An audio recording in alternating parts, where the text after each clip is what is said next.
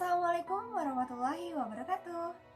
Kami dari kelompok 3 pada mata kuliah pengantar bisnis, jurusan Pendidikan Akuntansi, Fakultas Pendidikan Ekonomi dan Bisnis, Universitas Pendidikan Indonesia akan memaparkan materi mengenai kewirausahaan.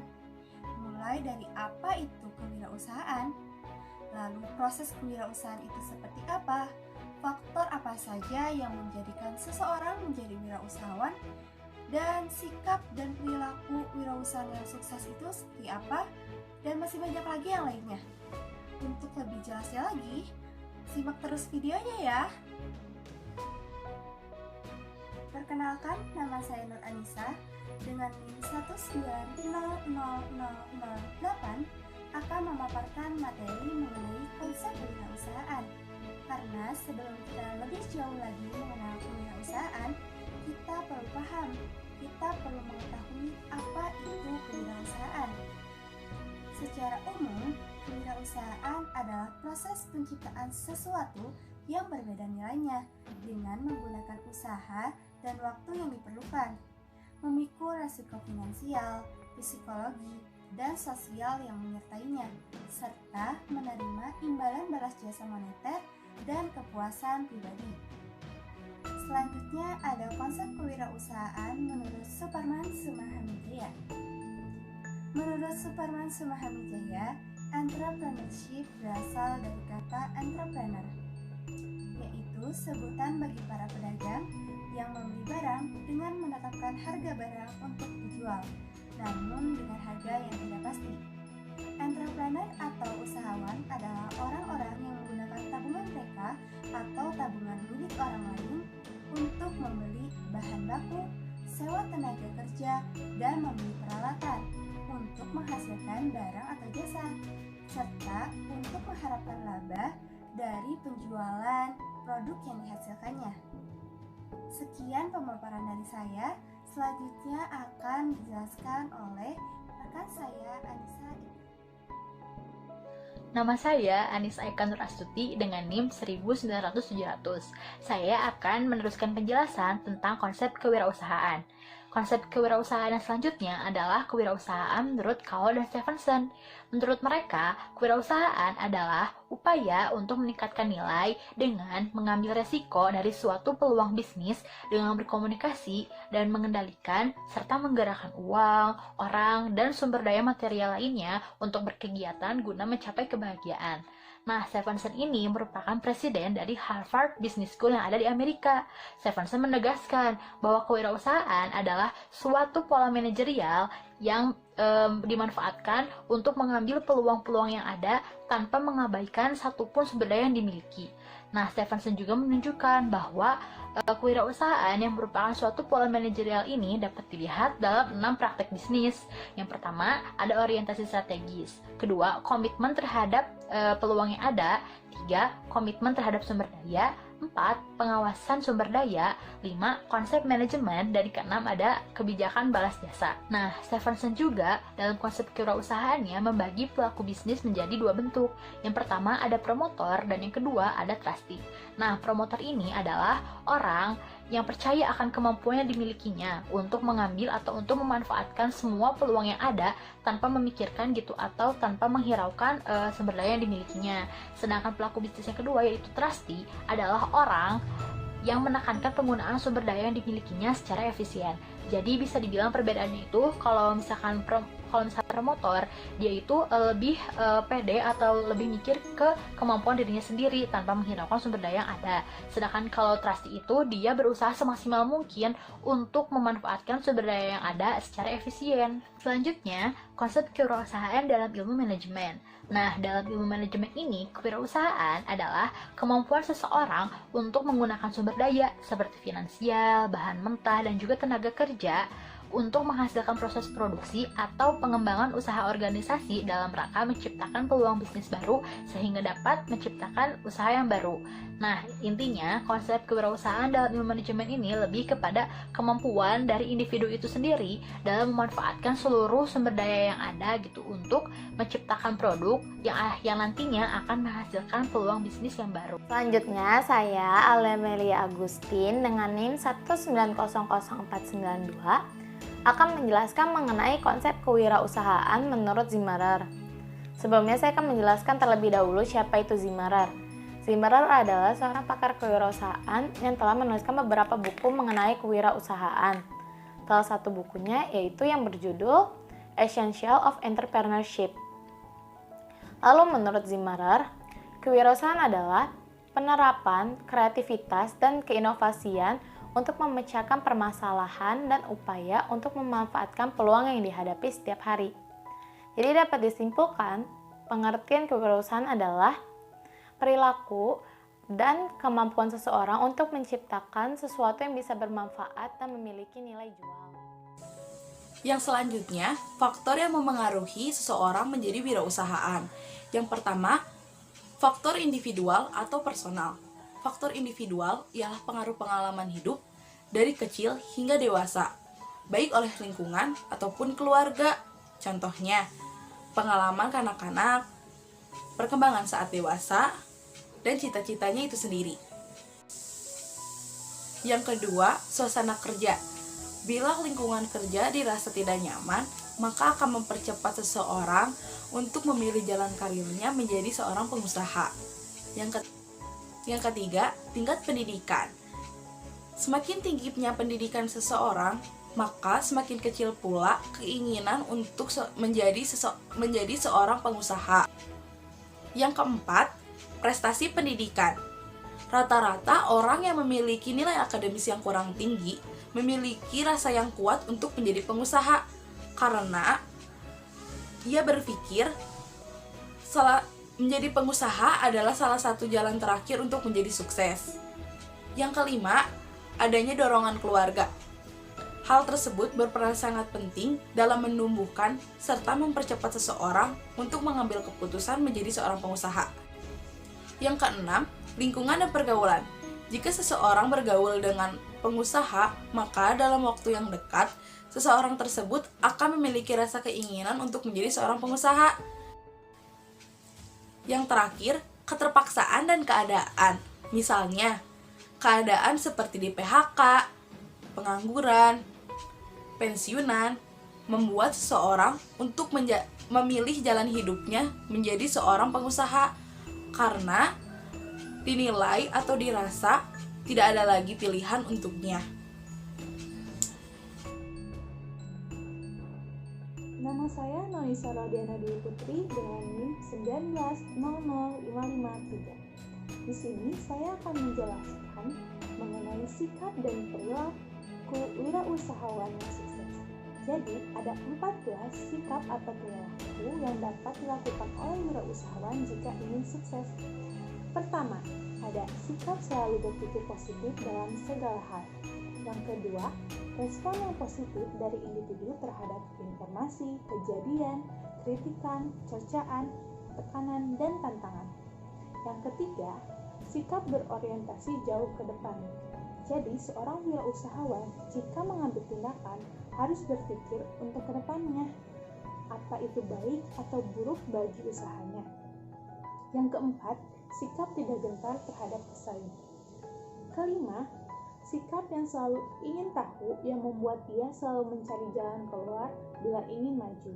Jadi di sini seorang wirausahawan harus memiliki wawasan yang luas.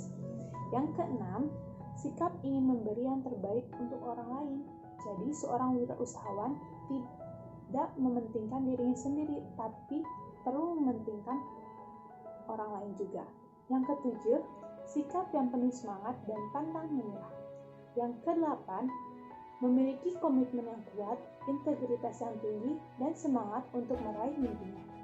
Yang kesembilan, mempunyai kepercayaan diri yang besar jika ia memiliki kemampuan yang handal di atas rata-rata. Yang ke-10, berani mengambil risiko.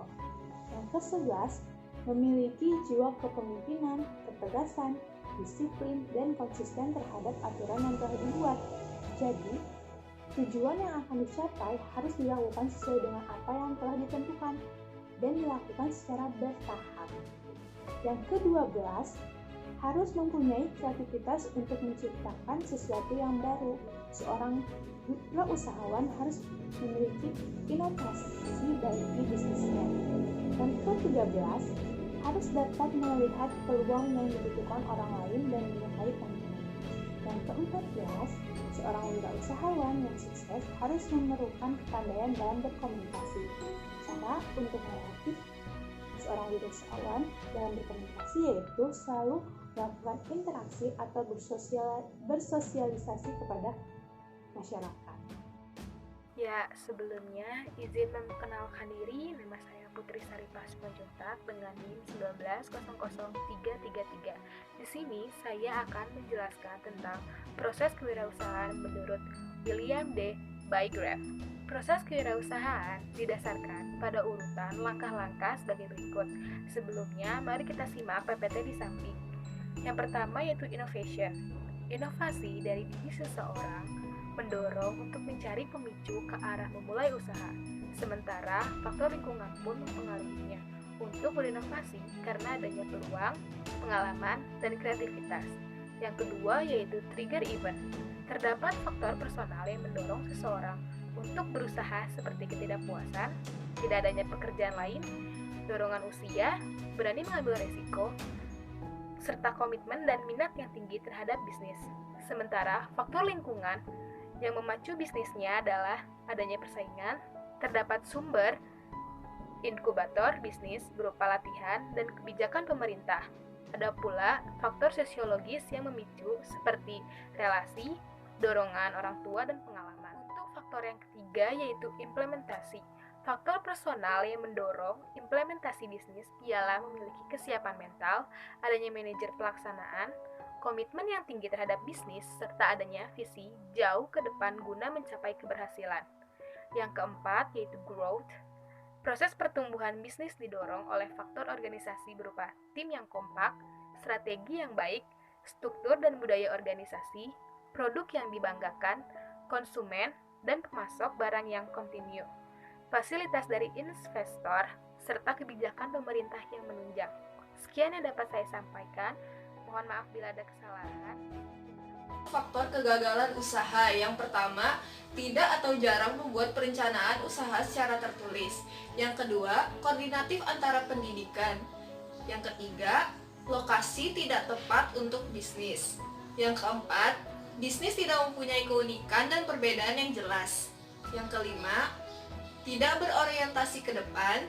Yang keenam, tidak melakukan riset dan analisa pasar. Yang ketujuh, masalah legalitas dan perizinan. Yang kedelapan, tidak kreatif dan inovatif. Yang kesembilan, cepat puas diri. Dan yang terakhir, kesulitan keuangan. Perkenalkan, nama saya Kamal Sani dengan NIM 1900453 akan menjelaskan mengenai faktor-faktor kegagalan usaha. Yang pertama, pengusaha tidak atau jarang membuat perencanaan usaha secara tertulis. Yang kedua, kontradiktif antara pendidikan. Yang ketiga, pengusaha tidak dapat menemukan lokasi yang tepat untuk berbisnis. Yang keempat, bisnis yang dibuat tidak memiliki keunikan dan tidak memiliki perbedaan yang jelas dengan bisnis-bisnis lainnya, baik yang sejenis maupun yang tidak sejenis. Yang kelima, usaha tidak berorientasi ke depan. Yang keenam, pengusaha tidak melakukan riset dan analisa pasar. Yang ketujuh, terkait dengan masalah legalitas dan perizinan. Yang kedelapan, usaha yang dibuat tidak kreatif dan tidak inovatif. Yang kesembilan, pengusaha sering cepat puas akan dirinya. Dan yang terakhir ada kesulitan dalam mengelola keuangan. Perkenalkan, nama saya Fitrilia Widianti. Saya akan menjelaskan mengenai ciri bisnis yang potensial. Ciri pertama yaitu bisnis yang dibangun merupakan bisnis yang potensial atau memiliki nilai jual yang tinggi. Nilai jual yang tinggi dapat hadir dari gagasan-gagasan maupun ide-ide unik saat perencanaan bisnis. Suatu produk yang memiliki nilai jual yang tinggi tentunya harus memiliki keunggulan lebih dibandingkan dengan produk-produk sejenis lainnya yang ada di pasaran. Dari keunggulan inilah menjadi aspek terpenting yang akan mempengaruhi nilai penjualan. Yang kedua, tidak menjadikan bisnis sebagai ambisi pribadi semata, tetapi sifatnya nyata. Nyata di sini bermaksud bahwa apa yang telah Anda impikan dapat terrealisasi. Dengan kata lain, bisnis yang telah Anda rencanakan dapat Anda jalankan seutuhnya. Tetapi dengan syarat, Anda harus memiliki sikap yang fokus dan konsisten dalam mengembangkan suatu bisnis. Yang ketiga, bisnis memiliki waktu bertahan yang lama di pasar. Lama tidaknya suatu usaha atau bisnis dapat bertahan di pasar dipengaruhi oleh strategi pemasaran yang dimiliki. Sehingga, strategi pemasaran yang dipakai haruslah dapat menguasai seluruh pangsa pasar dan dapat menghadapi berbagai persaingan. Keempat, tidak akan menghabiskan modal yang banyak dalam investasinya. Modal usaha memang sangat diperlukan ketika kita akan memulai suatu bisnis. Tetapi, modal yang Anda investasikan dalam usaha Anda haruslah membawa keuntungan bagi Anda. Kelima, tidak bersifat momentum atau musiman. Dalam mendirikan suatu usaha, hendaknya Anda harus mempertimbangkan dan memikirkan sematang mungkin. Janganlah memilih usaha yang hanya ramai di satu musim saja. Karena apabila hal tersebut terjadi, itu dapat memberikan persaingan yang begitu besar bagi Anda. Dan kemungkinan besar pula, Anda tidak dapat menguasai pangsa pasar dalam waktu yang lama. Dan yang terakhir, bisa ditingkatkan skalanya menjadi skala industri. Suatu bisnis yang potensial adalah bisnis yang dapat ditingkatkan. Misalnya, ketika Anda mendirikan suatu usaha atau suatu bisnis, Anda baru memulainya dalam skala kecil. Namun, seiring berjalannya waktu, Anda dapat meningkatkan usaha tersebut menjadi skala menengah hingga ke skala industri. Sekian dari saya, terima kasih. Perkenalkan, nama saya Natria Rita dengan NIM 1900378. Selanjutnya, saya akan menjelaskan mengenai ciri-ciri peluang bisnis yang baik. Yang pertama, yaitu peluang itu orisinil dan bukan tiruan. Maksudnya, kita harus menggunakan ide bisnis dengan ide kita sendiri dan bukan meniru dengan orang lain. Karena pada dasarnya, bisnis yang hanya meniru bisnis orang lain, hasilnya belum tentu sama dengan bisnis yang ditiru tersebut. Hal ini dikarenakan kondisi dan situasi yang telah terjadi dan akan terjadi belum tentu sama. Jadi, suatu bisnis itu bukan mesin fotokopi.